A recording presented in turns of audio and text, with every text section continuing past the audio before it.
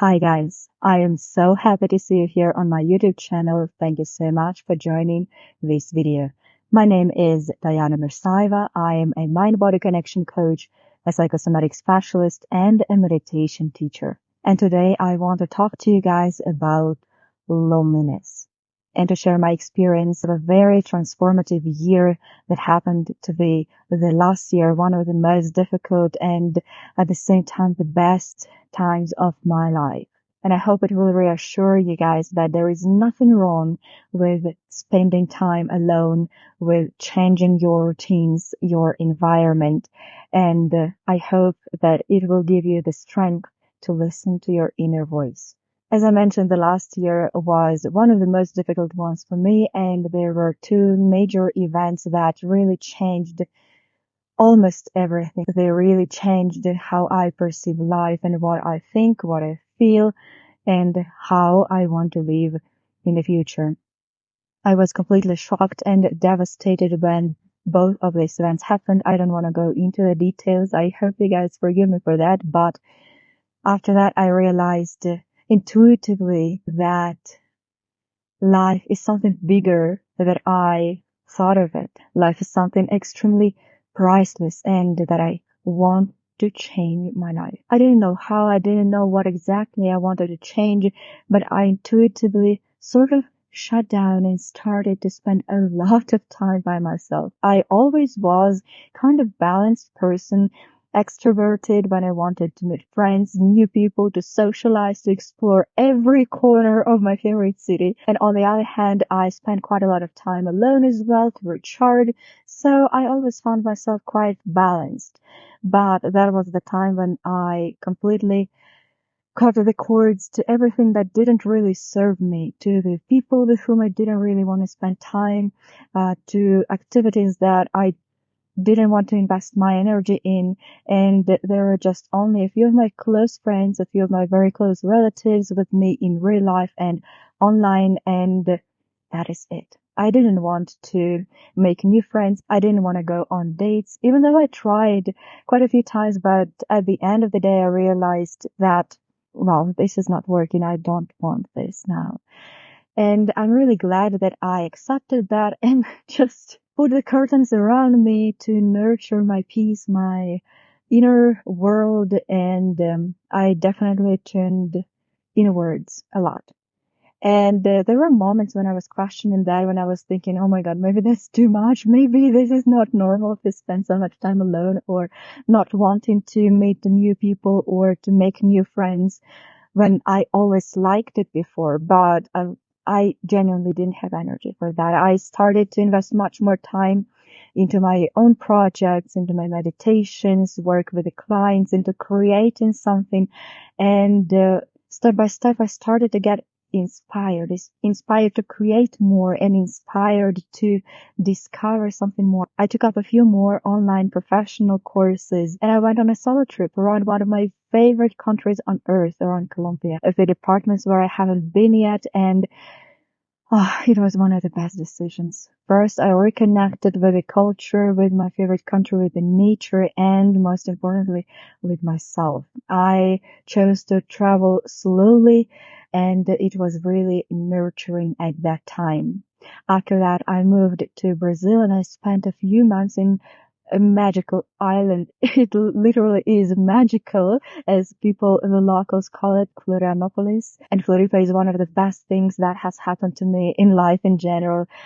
For a couple of months, I was living my teenage dream life. I was surfing. I was living 5 minutes from the ocean. I was completely in tune with the nature, with the water, with my body as I was taking up a new sports. For me, it was so exciting, but I didn't want to meet people there. I made two really, really good friends and very close friends, and I'm forever grateful for them and to them, but nothing else, no social life. I was just there, me, myself, and I, and the ocean. That is it. And it was great. From time to time, I got a very annoying voice in my head that was telling me, Diana, you have to socialize. You have to be with someone. You have to go out. You have to talk to people. And I was questioning my lifestyle back then. And at the same time, I felt that I cannot do anything else about that. I don't want to. And I decided to trust myself. I told myself, okay, you can try this. You want to be alone, just be alone as much as you want, and let's see what will grow out of that.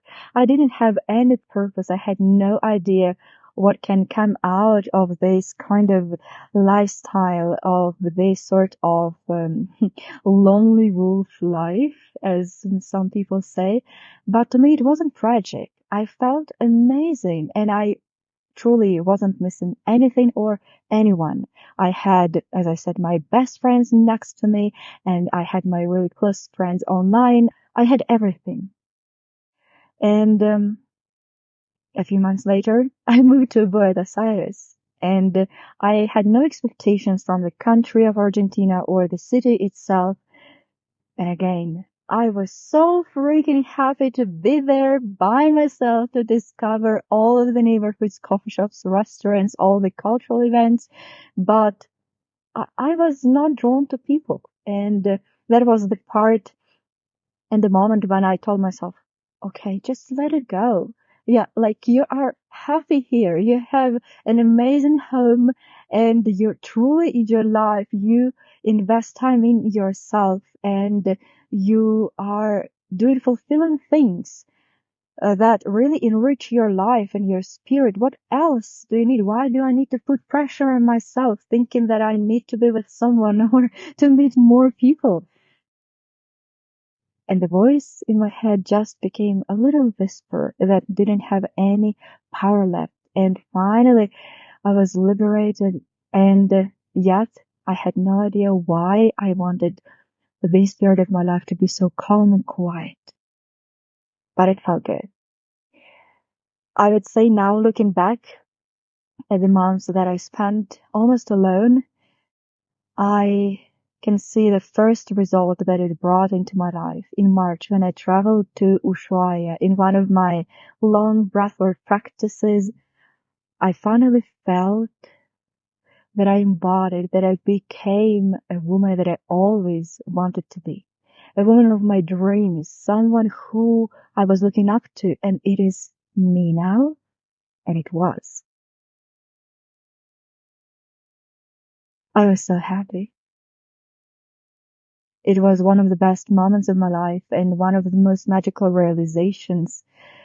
And I was like, gosh, I don't care about anything else. What people may say, what my parents may think, what I'm doing with my life. I am so freaking happy and I'm walking the path that I want to be on.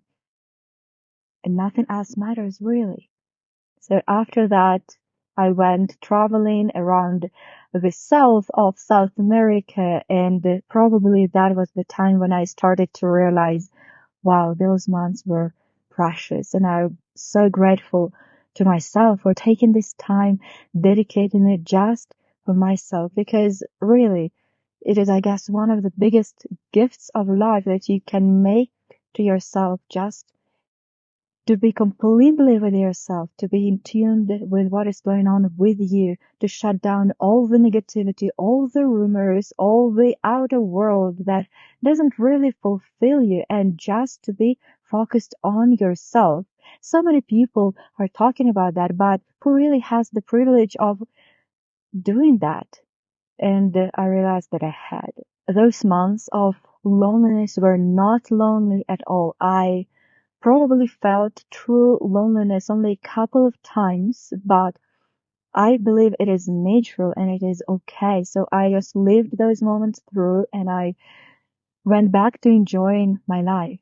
And this time really helped me to connect with my true self, with my essence, to discover my inner world at a much more profound level. I drastically reduced negativity, all the unnecessary information and social conditioning around me just to discover and to hear what I truly want, to hear my inner voice and inner guidance. Today, a bit more than a year later after those events that happened to me in 2023, I'm absolutely sure that I am a different person. Something magical and very dear to my heart happened this month, and it was a moment for me to really look back and evaluate everything that happened and to see how much I've changed during this year. General words, but I became a better version of myself, someone who I really want to be, and I see clearly the path that I want to walk further,